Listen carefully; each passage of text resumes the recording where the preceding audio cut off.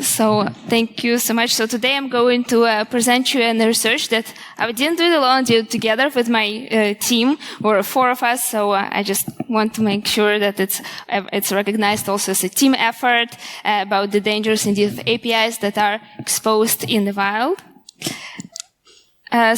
Today I'm going to present you, first kind of the introduction to show you how the API's attack surface is rapidly expanding, then the methodology behind our research, firstly the discovery part and then the security testing part, then show of course all that you are waiting for is our findings, and then giving you some tips on how to remediate vulnerabilities for those who are working, presumably with APIs in their day-to-day work.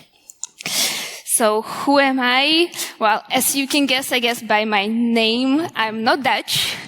I've moved to the Netherlands this year, so it's all still new for me, and I'm still exploring the country. And I'm a big foodie at heart, so if you have tips for any good bitterballen, please come to me. I'll be very curious to taste them. So I'm currently a growth and community manager at the company that's called Escape, and I work mainly in application security, and I actually got into security domain by accident. I'm a former fluid mechanics engineer, and I guess if you still want to change completely your domain, you still kind of can at any time in your career. Just have to have someone who believes in you. And yes, since then I've started also my application security podcast. It's called The Elephant and AppSec, where I interview different security leaders. Some of them are present in the audience, and Akansha, who is presented just before me today as well. So I also love organizing events. It's something that I really, really enjoy, and building the community, and this is also one of the reasons why I've decided to contribute to Besides Amsterdam. So everyone who hasn't registered are welcome, and Marina here in the audience is also one of the organizers, so please feel free to come to us afterwards if you want to get your ticket. And why I'm actually talking about API security today, API security is the heart of the mission of the company where I work, and it's called Escape. So we help security teams discover APIs and single-page applications from code to cloud, and help to test for business, specifically for business logic, with our proprietary algorithm. So security research is something we do cross-functionally within the team. We do around 2 reports per year. So we've done research on GraphQL security, on the state of API secret sprawl, and just this Wednesday we've released also new research on the state of vibe coding, where we analyzed single-page the applications, all the web apps that were vibe coded, and the APIs built the superbase associated with them. So, but today what I'm going to focus on is our research that's related to this, what we call state of API exposure. So we analyzed 1,000 domains, and then then found the vulnerabilities that were associated with them. Here is a QR code if you want to scan and download the report. If you don't feel comfortable scanning QR code, there is a link. And when preparing this talk, I wanted to kind of come up with a story of a big breach to show you impact in the world, but it was just so hard to come up with just one single case. So kind of all of those companies that you probably know some of the logos, T-Mobile, Dell, and McDonald's, all of them are united by, well, one thing. They've all had breaches within the past years that were related to API security. And we can see more and more, actually judging by those breaches, that web application security breaches are becoming API breaches. And what we can see based on different reports from different companies, that actually 57%, as you can see here, of enterprises suffered API-related breach in the past 2 years. So just 4 logos that I showed beforehand, they are not unique cases. They are maybe just the most known to the wider audience. And we can also see that with these breaches, actually the usage of the APIs are growing. So 83% of APIs, of global API traffic is actually, if global internet traffic is powered by APIs, and internally we also see that each enterprise organization, so large organizations, have between 11,000 and 50,000 API endpoints exposed. So we also see actually another trend is the rise of API attacks. It's actually predicted to be plus 996, very precise, by the end of the decade. So the trend is growing, and you can maybe it's if it's within your organizations, you're seeing the same trend of using APIs more and more. The recommendation is to pay attention to API security. So all of this together, companies having more APIs, endpoints that they can crack, the fact that APIs are more diverse and complex, that they expose sensitive data, APIs, and actually increase the attacks. So it's basically, well, explosive cocktail. So if you ever try to put Mentos in a Coke, well, that's kind of what you can expect. And what could possibly go wrong? So that's what we set up to investigate with our research. We wanted to understand what problems can arise at scale and large organizations. So, as mentioned before, we've started with 1,000 unique top-level domains. Side note, we excluded really large companies like Amazon or Google, Meta, because it would be impossible for us to add them into the research, and it would skew our findings completely. From those domains, we mainly took Fortune 1000 domains, and then we run a discovery on those domains that I'm going to present further to actually discover 30,000 API services that were available to us, and this is the data that's actually exposed about we were able to access like any, say, hacker would. And then we run security testing on those APIs API services that we found to find vulnerabilities that again would be accessible by someone who decided to poke them manually. So the first part I'm going to present is discovery and inventory part. So before I start, the reason what we wanted to do some discovery at scale and testing at scale, and unfortunately, the approach that we did was not, it's actually not unfortunate, but the approach that we did was not traffic-based, because traffic-based approach, when it comes to APIs, it would not be able to scale. And for us to run this research, because it has certain limitations, we did this research within a very short amount of time, relatively short amount of time, and we would not be able to do it if we would need access to the API traffic. And so the first method that we've used, so where we started, is by using open source intelligence, or OSINT. We firstly analyzed the APIs that crawled what were available on open source repositories, GitHub, and also the wide internet. Then we identified the API schemas that we could find, Swagger files, OpenAPI specs, Postman collections, and then we're able by that to find at least 4,500 exposed OpenAPI schemas, and from there derive the API endpoints that we will be able to inspect further on. Another method that we've used is what we call it externally trafficless API discovery. So you take one top-level domains, you can see here, peer.com. Then we perform what we call subdomain enumeration. So we identify subdomains from the main domain. You can see some of the examples here. Let's say beta.peer.com or developer.peer.com, which we can see that it's most likely could be development API, for example. From there, we found for URL crawling, we could identify some additional URLs associated with that.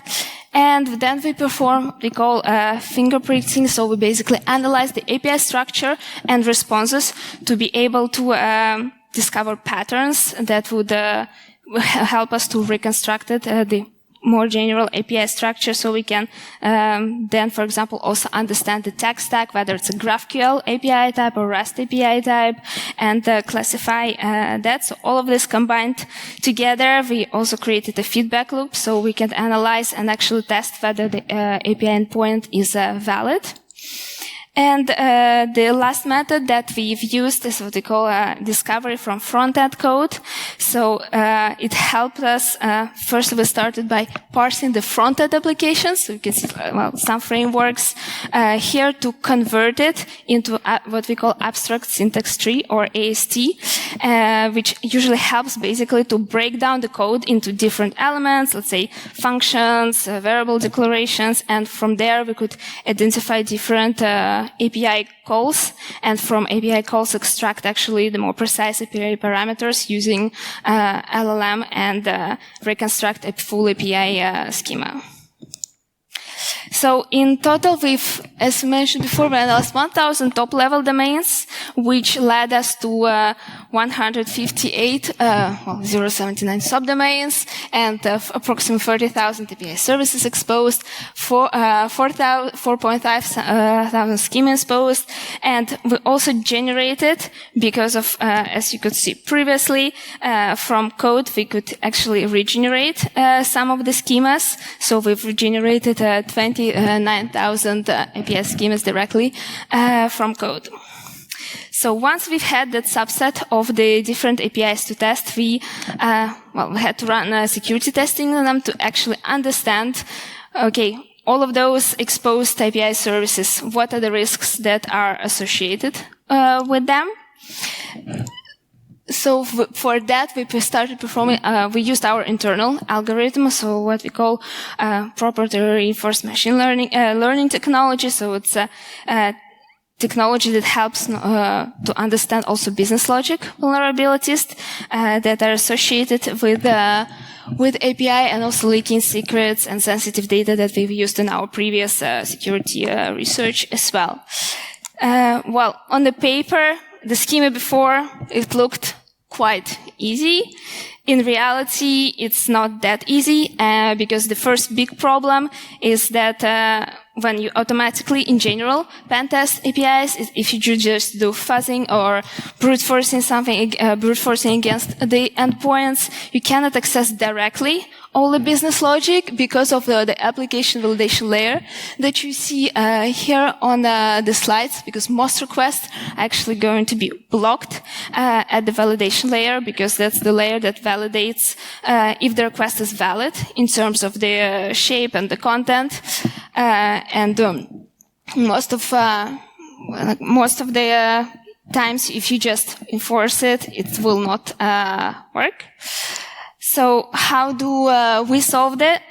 So we applied here what we call AI-driven semantic API exploration. So first, the idea is firstly to explore the API to discover which requests can work or not. And we sent, I think, in general, a lot of requests to do that. Then we're able to re-inject a part of request, and the algorithm can also learn from it. And then once we have a stack of actual working requests, then we can modify them, and the algorithm can modify them and adapt it to actually penetrate that validation layer and access the business logic of an API and test the exact code. Well, the second problem that we have is that we can't explore all the possible combinations at the same time because of computation power. It would take us really long time, especially if our analysis were run at scale, and it would be just take long. It won't work. And before I explain how we solve it, who knows what this game is? Okay, quite well, half of the audience, I would say, and indeed, it is a Go game. So we took that principle. So for those maybe who don't know, Go is an adversarial game between two players that helps actually with the objective of capturing the other territory. It was created in China a very long time ago. So Go has multiple board states, and it actually has more board states than probably atoms in the universe. So yeah, it would takes. When you want to translate this algorithm and actually build something how it was built to solve it, you have to come up, someone had to come up, in that case, DeepMind, with an innovative solution that was afterwards acquired by Google. So to tackle this computational kind of alternative, so it was needed back then to build what we call the reinforcement learning algorithm. What it does, it basically, in simple words, efficiently prunes the search tree by cutting off different branches that lead to unpromising positions. So, since the talk is half an hour, I will not explain that much in detail. If you really want to learn more about how we've implemented in security testing that part, you can scan QR code or go directly on the link, both available there. You can make a photo and then go in the link later. But indeed, the algorithm in security testing scan, it was inspired by the algorithm that was actually built that was called AlphaGo to play Go online. So now I guess all of you, what you are waiting for, you've seen how we discovered and testing, now the findings. So you've seen before, we've scanned 30,000 API services. Interesting part of that is that actually 13% of those were staging or development APIs, and 9% of those were GraphQL APIs. So far, most of APIs are powered by REST. And one finding that I found as well was one organization had actually over 30,000 of exposed API services. I think it was one of actually insurance companies in the US. And 15,000 API endpoints per organization we found as well on average. So we also analyzed different cloud providers. So who do you think we've seen the most? Like, who votes for Google? Who was for Amazon? Okay. And the last one? Oh, okay. Well, more than 50%. We've seen how that turned out. Yeah, quite recently. So now, coming to security testing, we found more than 100,000 vulnerabilities and 2,000 highly critical. I think that part was the one that took, I think the data analysis part, a huge amount of time just for the cleaning purposes, understanding and testing if it's actually working. So we focused a lot more on highly critical vulnerabilities here. And distribution per industry, I think what was interesting is that actually, it was more insurance organizations that were at risk, well, technology organizations as well, but it's a bit biased too by the amount of the APIs that we have. We found we had 107 vulnerabilities per domain on average, and approximately 2,000 vulnerabilities on one single domain. What we also tried to understand is distribution of highly critical vulnerabilities according to OWASP classification. What's interesting here is most of the vulnerabilities are linked to security misconfiguration, and second in line was broken authentication. So what was also interesting to see is that most routes were accessible actually without authentication for us, which should not be the case.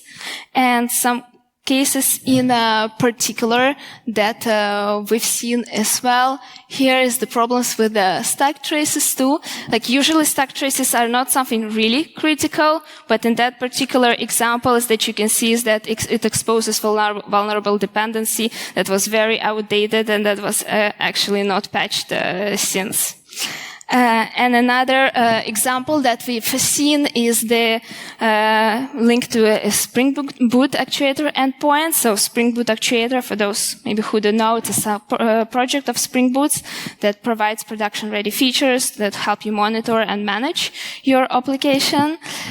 So far, actually, at the end of last year, there were a lot of research after the report was published as well. There was, for example, with the research team that did some analysis of that too. So if you develop applications with Spring Boot in your organization, please check that. But what we've seen during our security assessment, and one of my colleagues, Gabriel, has also explored that topic, and we're able to extract some data based on those endpoints. But you can see, for example, we were able to get, access to company domain /admin/ all of those three endpoints, actuator, environment, mappings, and HTTP trace.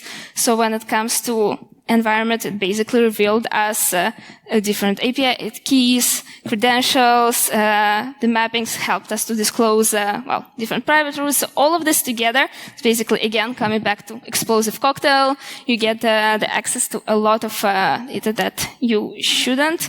And for what we usually would recommend here is just, at least start by restricting access to actuator endpoints or disable them in production, and start from there too. So what we also could find is different high-impact CVEs. In the wild, we found in total 713 high-impact CVEs. I think what we've seen is the risk of the CVEs that were associated with risk of remote executions, some legacy vulnerabilities too, you can see some also the CVEs from 2021. Also see prevalence of open SSL vulnerabilities that everything, you can see also it's crazy, at least I think it's crazy amount that you still didn't patch something from years ago. Actually few old school injections were still there, both SQL and NoSQL injections. We found precisely 11 of them. I think the interesting thing is that it's very easy it was very easy for us because of how the platform was built to actually explore them and reproduce, so we could actually validate them, whether they were valid, everything was valid or not.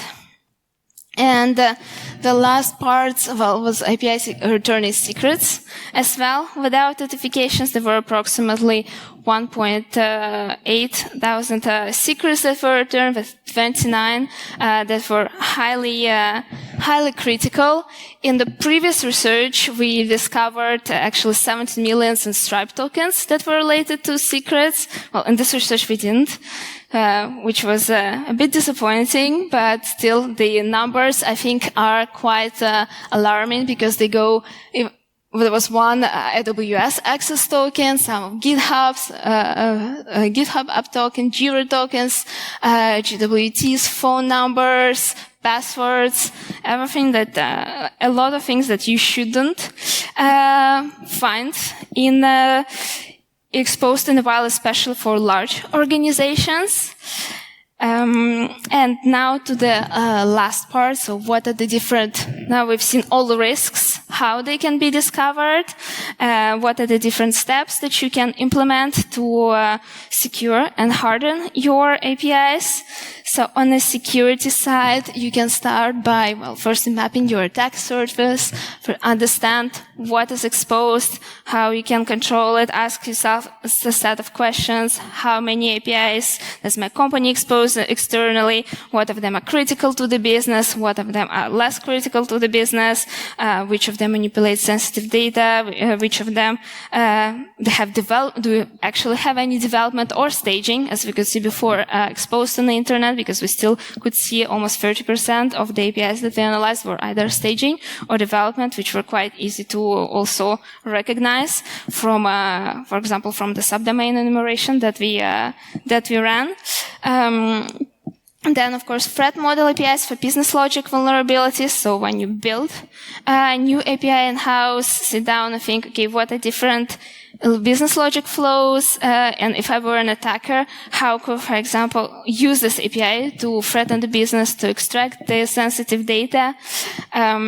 And then talk with developers and raise the awareness.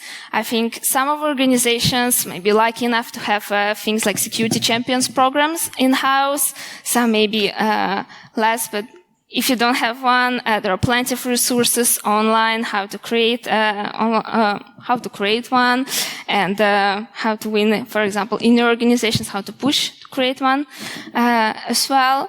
And when you work with developers, I think it's very important to give examples and speak their language so they can understand what you're referring to. So, for example, if you're going to bring up Spring Boot framework, you have to explain them actually what are the risks and how you can translate think how you can translate that into their language instead of just come and say, okay, set up authentication there and access control.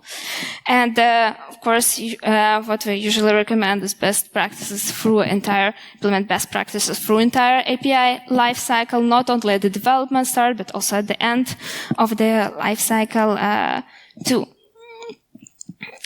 So just to conclude the talk, as mentioned before, you can start by continuously actually monitoring your API exposure, because you can see it's possible. There are multiple ways. You could also see there are multiple ways to do it. You can decide whatever is best for your organization in this case, and whatever you can also allow yourself in terms of bandwidth, budget, and so on. But it is important to know your attack surface in real time. It is important to at least have a precise inventory of all APIs that you have. You can conduct a continuous API testing, find vulnerabilities especially for the APIs that are already in production, and that you can integrate into CI/CD. I don't know how many of you are familiar with the tools, but integrate at least Dast SCA. I think it's a very classic stack there. And then, of course, security, the last step, if you can in your organization, implement security by design. So collaborate with developers to mitigate risk from conception with deployment, because the more you actually fix at the start, the less you'll have to fix later, and the less time they'll have to spend afterwards fixing and trying to understand each other code as well. So, thank you so much. So feel free to connect. I have, I think, 2 minutes. So if someone is interested, I put on the slides a couple of open source projects that we have built internally, because it's something that we're quite passionate about. So if you have, for example, GraphQL APIs in-house, build a tool that's called GraphQL Armor. It supports different GraphQL frameworks. I know that Neo4j, for example, large tech company that uses it, and I think it's more than now 100,000 weekly dev nulls on NPM. So it's something that we usually recommend for development team rather than security to integrate during the development process. You have a link here for the repo, and if you want to contribute, please, always welcome contributions. You can see the different list of supported vulnerabilities there. It's constantly evolving. We're trying to update it all the time. For example, as you could see the previous issue with the stack trace and Apple library, and also if there are anyone who's more on the red team side in-house, we also build open source tool that's called Goctopus. So it's more on the discovery and fingerprinting tool, and you'll also be able on the same repo find actually different word lists that we used discovery too. And if you again want to download the report, here's a QR code. Thank you. Thank you so much again. Yay, yay, yay, yay, clap, clap.